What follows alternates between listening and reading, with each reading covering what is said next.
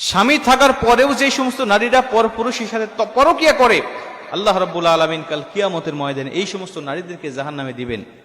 শুধু তাই নয়, আল্লাহ রাসূল বলেন যে আমি দেখলাম তাদের স্তনের সাথে স্তন দ্বারা ঝুলন্ত অবস্থায় আগুনের উপরে রেখে দিয়েছে তাদেরকে জাহান্নামের মধ্যে, তাদেরকে পুড়াচ্ছে এবং তারা অনেক কষ্ট পাচ্ছে এবং তারা অনেক চিৎকার করতেছে। মুসলমান মা বোনেরা আমার, খুব মনোযোগ দিয়ে শুনে নেন।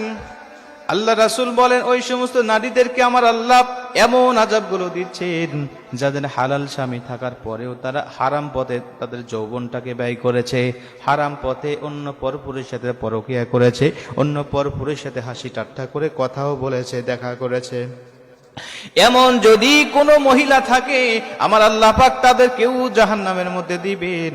এ মুসলমান বন্ধু আমার, শুধু এটা মহিলাদের ক্ষেত্রে ব্যবহার করা হয়েছে তা কিন্তু নয়। কোনো পরপুরুষও যদি স্ত্রী থাকার পরে অন্য পরনারীর সাথে পরকিয়া করে, কোনো স্বামী যদি স্ত্রী থাকার পরেও, হালাল স্ত্রী থাকার পরেও পরনারীর সাথে যদি সে সময় কাটায়, আমার নবীর ভাষা অনুযায়ী তাকেও কাল কিয়ামতের ময়দানে আমার আল্লাহ